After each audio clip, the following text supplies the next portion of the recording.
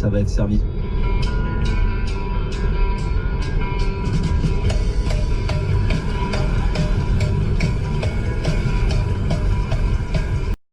Bonjour à tous et bienvenue sur Tesla Alsace. Alors une petite vidéo d'information avec une petite question pour commencer.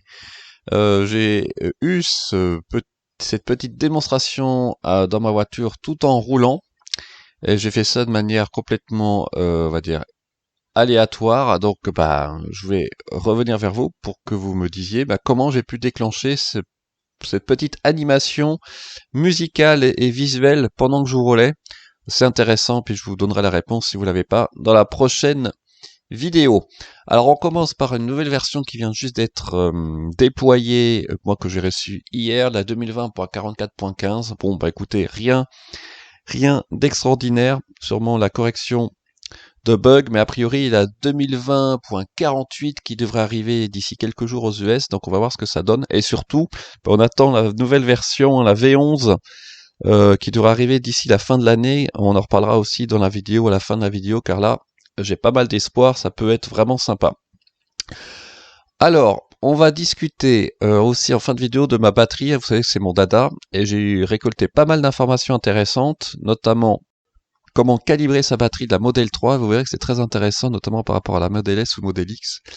Et là, vous voyez, ce qui est une chose intéressante aussi, vous voyez que c'est que ma courbe d'autonomie augmente, entre guillemets, globalement, on va dire, alors qu'en théorie, elle devrait plutôt descendre. Donc, ça montre que la manière dont je rechargeais ma batterie était probablement pas la plus efficace. Alors, les infos en tant que telles, il y a une nouvelle mise à jour de la carte GPS qui arrive aux États-Unis, qui apparaît beaucoup plus grosse, 500 mégas de plus, donc probablement beaucoup plus précise. Donc ça peut être aussi une bonne indication du nouveau FSD Beta qui doit être déployé dans quelques jours aussi aux États-Unis. Peut-être que ça va être encore plus performant. Mais il y a a priori, d'après Grid Only, mon hacker favori, la 2020.44.15 pourrait apporter un nouveau package en termes d'efficacité pour la modèle Y. Donc pas pour la modèle 3 malheureusement. Et vous allez voir aussi dans les infos que comme par hasard, la Model S, la long range, augmente son autonomie de 7 miles avec la dernière mise à jour.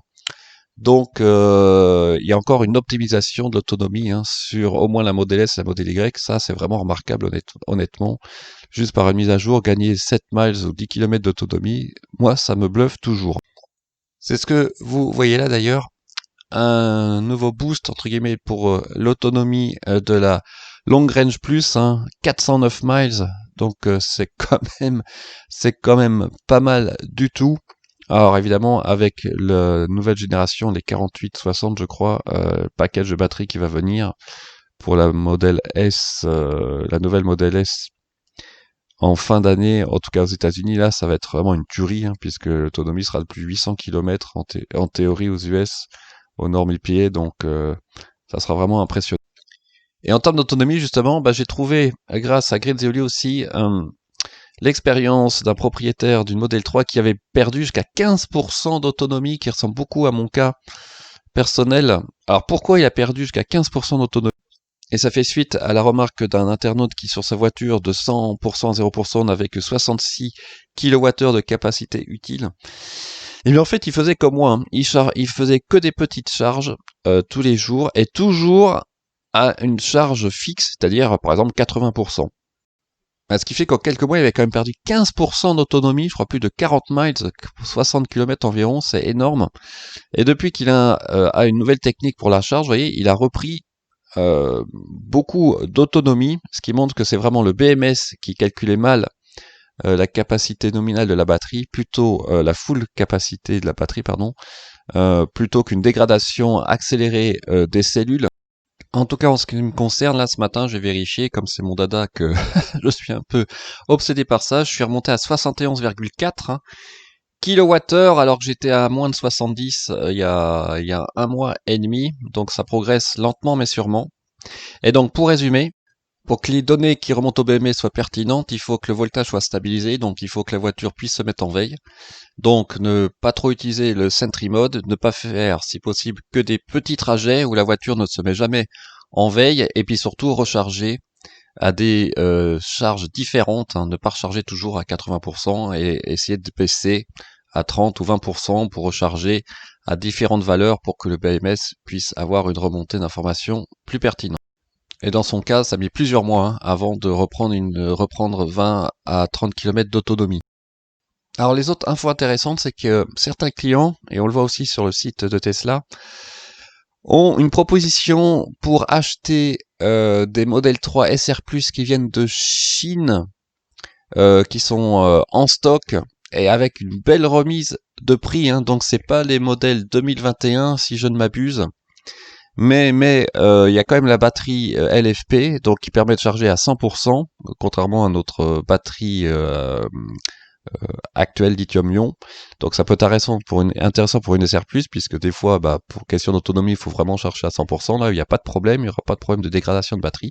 Et surtout, le prix est à 43 600 € environ, au lieu de 47 990. Donc ça peut vraiment être intéressant pour ceux qui veulent avoir un modèle 2020 et pas 2021 qui vient de Chine, sachant que la qualité semble tout à fait acceptable. Alors je suis allé voir évidemment sur le site de Tesla, effectivement j'en ai trouvé une en modèle disponible en transit à 43 990 €, bonus compris, hein, je précise. Donc c'est vraiment intéressant, voilà, pour ceux qui veulent une modèle 3 SR+, à un tarif imbattable, sachant que dans certaines régions, vous pouvez encore avoir 5000 € de rabais. Donc là, ça fait 38 990 €. Franchement, ça peut être une super affaire. Sachant que, pour ces nouveaux heureux propriétaires, ils pourront bénéficier de la V11, hein, donc j'attends vraiment avec impatience. Donc il y a beaucoup de rumeurs sur cette V11. Vous voyez, même Elon Musk dit qu'il y aura des choses qu'on avait désirées et même certaines qu'on n'avait même pas pensé qui seront intégrées dans cette V11. Donc moi je pense plus particulièrement évidemment à la gestion du GPS avec plusieurs waypoints, hein, la gestion de multiples waypoints pour les trajets, ça manque vraiment beaucoup. Et on peut aussi penser, alors j'espère qu'on aurait cette nouvelle visualisation sur l'écran. Je vous ai montré sur la FSD Beta. On peut penser aussi à la vue 360 pour ceux qui ont le FSD, mais peut-être que ça sera dans une autre mise à jour. Bref, j'espère qu'il y aura vraiment des fonctions vraiment très très sympas avec cette V11. On peut penser aussi aux caméras latérales qui s'activent automatiquement lorsqu'on met le clignotant. On peut penser aussi à la vidéoconférence, aussi quand on met la marche arrière, pouvoir taper sur l'écran pour pouvoir élargir n'importe quelle des caméras, que ce soit la caméra latérale gauche ou droite par exemple. Et en plus de la vidéoconférence, on pourrait aussi penser évidemment à l'activation de la caméra intérieure lorsqu'on met le mode sentinelle et que l'alarme par exemple se déclenche. Ça pourrait être vraiment utile et moi j'attends vraiment, je pense que je vais craquer quand il y aura le module Amazon, vous savez, qui permet d'enregistrer les vidéos en temps réel et avec une puce 4G ou 5, voire 5G qu'on pourrait voir à distance, même enregistrer à distance si possible ou dans le cloud les vidéos, ça serait encore mieux. Donc voilà, en tout cas ce serait un beau cadeau de Noël pour nos Tesla, là, une belle mise à jour V11 avec plein de nouvelles fonctionnalités. Alors je suis un peu frustré pour ceux qui n'ont pas le FSD pour la vue 360, honnêtement ils auraient pu le mettre avec le package de base, parce que ça peut être quand même une fonction sympa, et j'ai hâte de la tester honnêtement, voir comment la voiture fait pour délimiter la partie avant de la voiture avec juste les caméras du pare-brise. Ça va être quand même très intéressant à tester.